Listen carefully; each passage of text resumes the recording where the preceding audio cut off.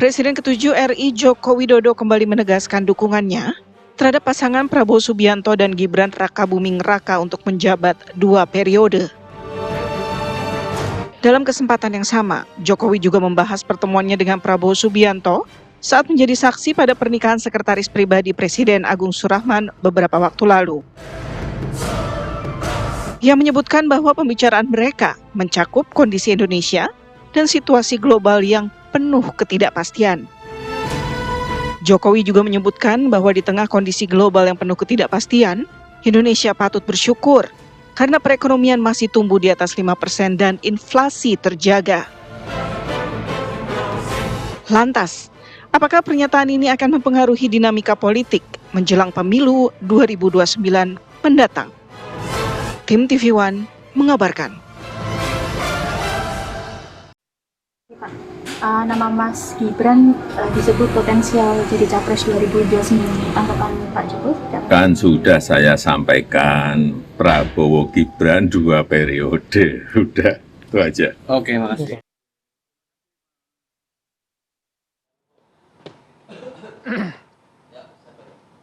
Baru Februari 2026, tapi pembahasannya sudah jauh ke depan, 2029 sudah dipersiapkan. Iya, kalau mau dibilang masih seumur jagung sih ya pemerintahan Prabowo Gibran, tapi udah berbicara 2 periode.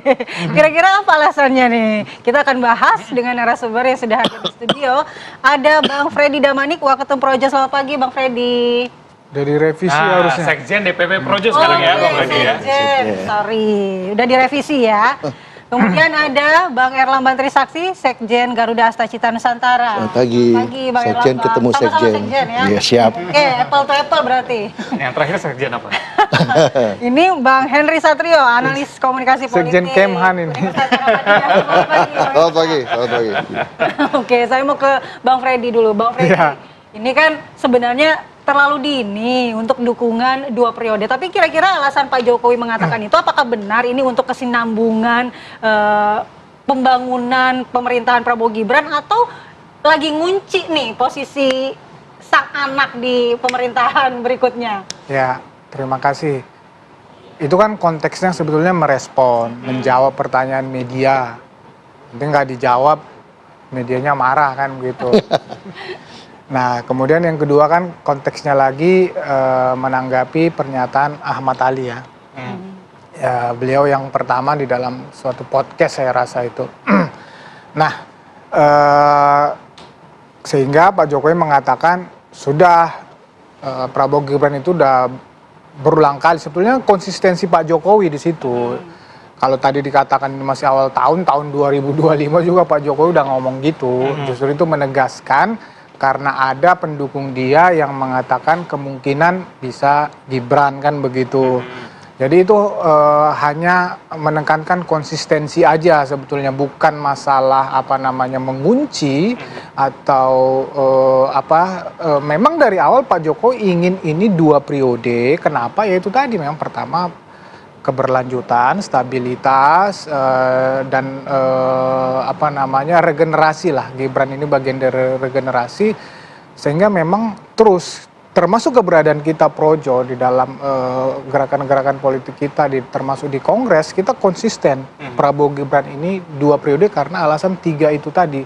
Bukan masalah mengunci, nggak ada kepentingan mengunci apa sih di sini Pak Jokowi mengunci, tetapi kan memang sebaiknya memang ini 2 periode karena beliau punya legacy, itu saya katakan tadi, keberlanjutan. Jelas dia punya kepentingan, kebijakannya tidak mau dibongkar, itu jelas sebagai kaitannya dengan legacy tadi.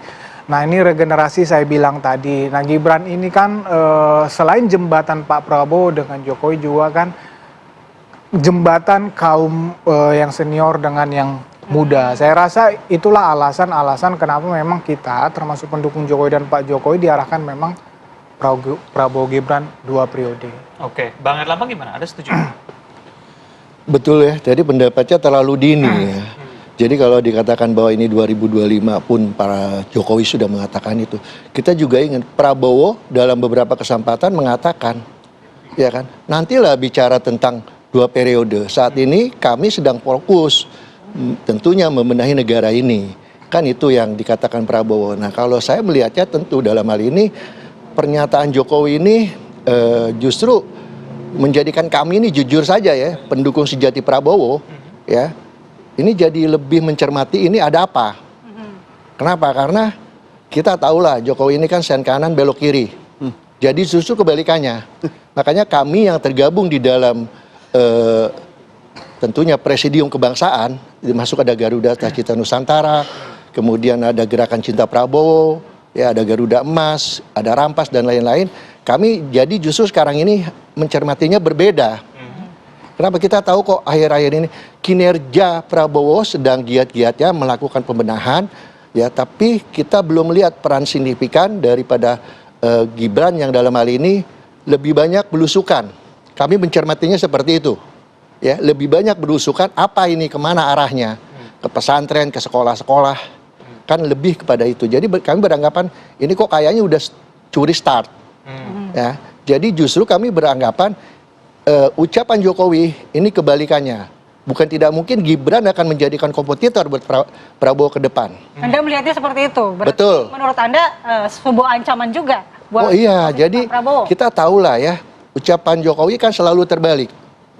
Nah, kita sehingga dalam hal ini ya kita mencermatinya seperti itu. Apalagi di Rakernas PSI kemarin kan bilang mati-matian akan keliling. Itulah yang kami cermati, bahwa akan turun sampai kecamatan bahkan ke kelurahan. Sampai RT kan. Ini luar biasa, sehingga kami mencermatinya untuk Prabowo Gibran.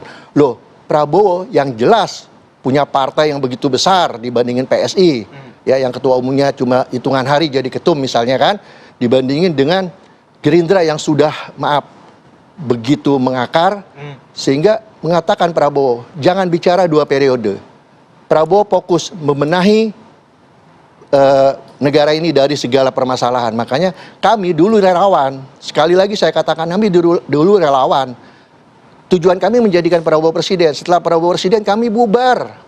Kenapa? Kami nggak mau merongrong, tapi kami bentuk suatu organisasi bagaimana membantu program Prabowo. Jadi kita ngejar-ngejar jabatan, minta komisaris, minta ini, enggak. Baik, Gimana Bang Freddy? Gitu. Apa Ya. benar ini? Apa yang mau saya tanggapi? Terlalu banyak. Sebenarnya Gibran ini, Pak Jokowi ini ingin mempersiapkan Gibran untuk maju Curi juga start tadi sendiri, katanya. mandiri nih. Ya wajar-wajar aja, tapi kan majunya 2034, bukan 2029. Oke, berarti 2034. Nah, kalau ini Dua periode omongannya bisa dulu. dikunci nggak? Hah? Kalau ini omongannya bisa dikunci, Iya, 2034. tidak akan maju di 2029 nanti. Tidak. Tidak. Jadi memang apa ya, statementnya Bung Herlambang ini ya konsisten juga dia dari kemarin-kemarin memang ngomong begitu. Tapi yang perlu kami sampaikan, justru ini kan Prabowo, Jokowi, Gibran, ini kan memang selalu diadu domba. Selalu Oleh siapa, Bang? tentunya oleh oposisi, tentunya oleh orang-orang yang tidak senang Prabowo, Jokowi ini terus berlanjutkan begitu. Jadi konteksnya untuk melemahkan. Nah, disitulah kehadiran Pak Jokowi, disitulah kehadiran relawan kami, supaya orang-orang yang terus mengadu domba ini, makanya kami juga harus lawan dengan narasi-narasi yang jangan terjebak oleh adu domba ini, karena memang ini konsisten 2 periode. Itu yang terus kita bangun, kita narasikan dan kita perjuangkan gitu loh. Yang 3 hal yang tadi, sehingga memang pertarungan ini memang akan terus sampai 2029 akan terus dimainkan narasi bahwa Prabowo, Jokowi tidak baik untuk bangsa ini, bahwa Prabowo, Jokowi Jokowi akan menjadi beban buat Pak Prabowo, Gibran akan menjadi beban. Saya tangkapi misalnya Wapres Gibran, Wapres itu kan memang, mohon maaf, tanda kutip memang bansera. Memang dia tidak punya program sendiri. Khususnya buat Wapres Gibran ini kan serba salah ya.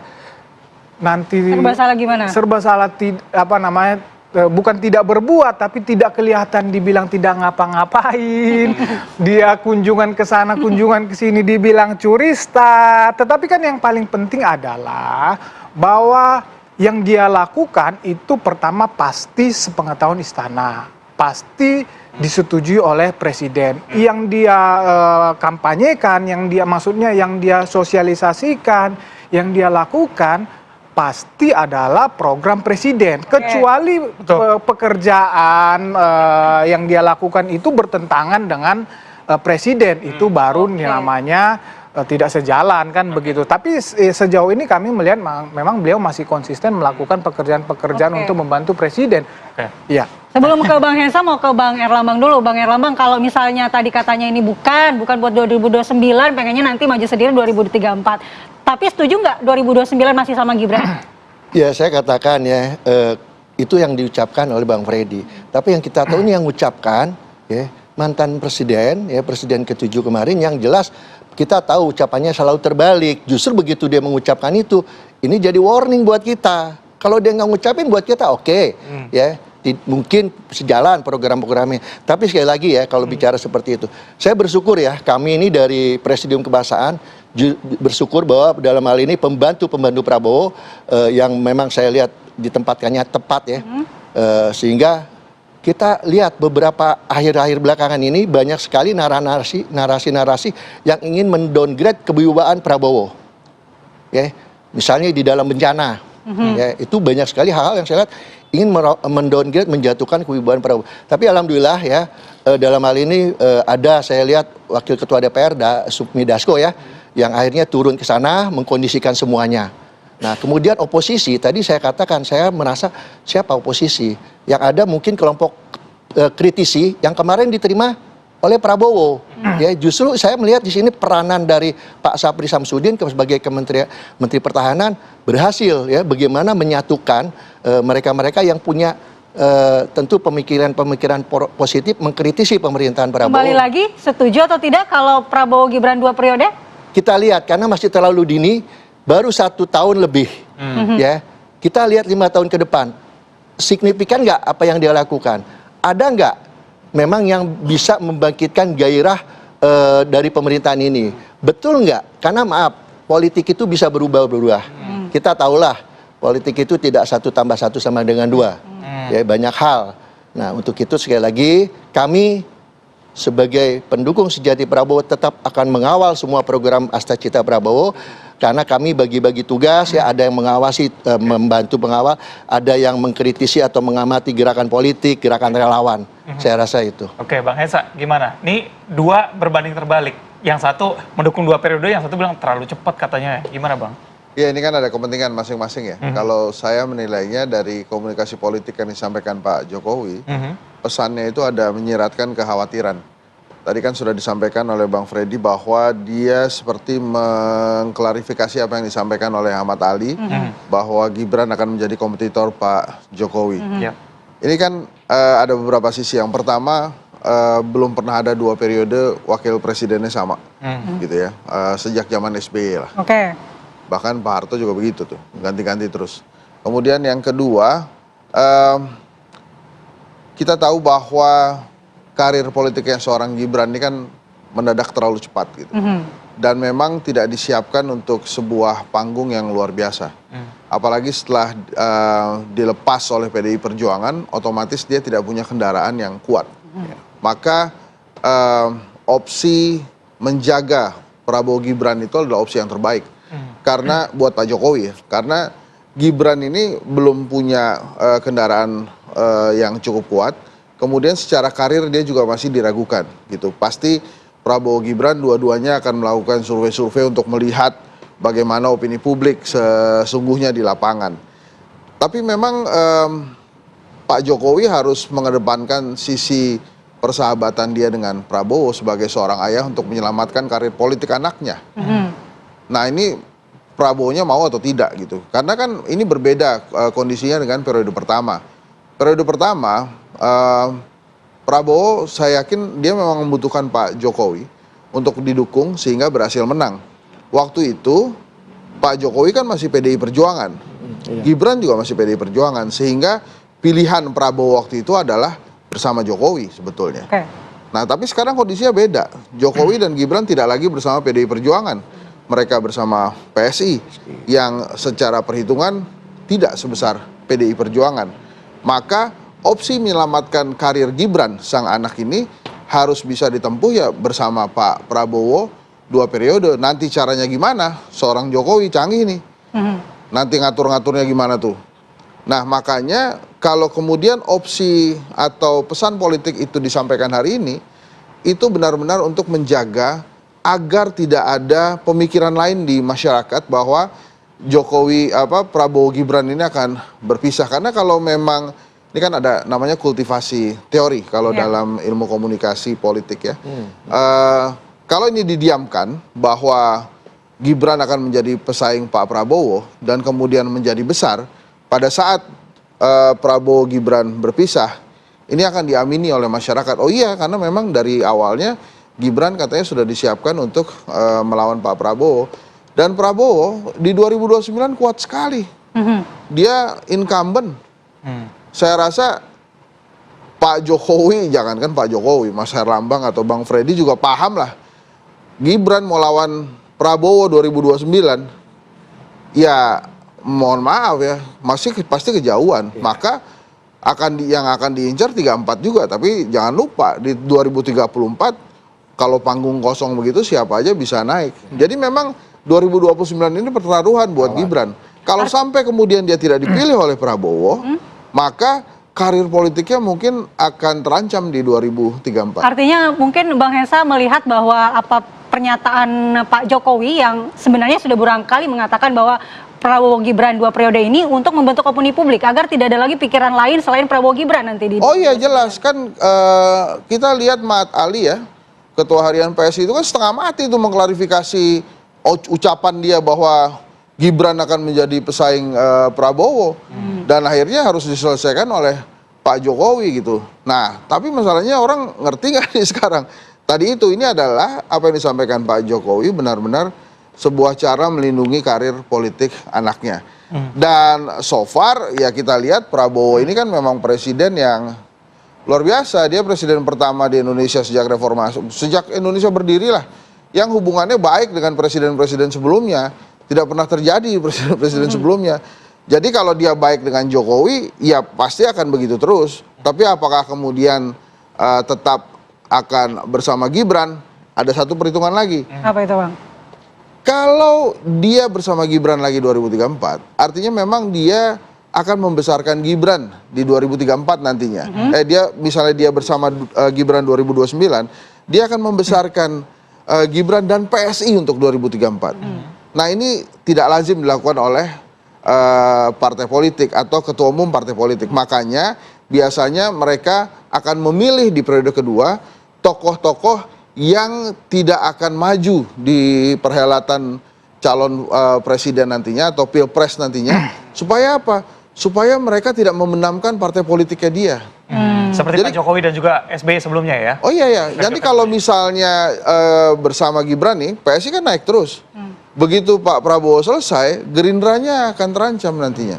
Apalagi begitu misalnya besar, kemudian PSI-nya menang, ya pastinya si Gerindranya akan terancam secara perhitungan politik. Jadi artinya memang ada keinginan bagi setiap calon presiden, kenapa kemudian di periode kedua mereka memilih wapres yang kecil sekali kemungkinannya untuk naik ke level calon presiden, karena itu juga dia nggak pengen partai politiknya tenggelam oleh partai politik lain. Makanya ada isu juga Prabowo AHY ini juga sulit karena pasti akan membesarkan Demokrat nantinya.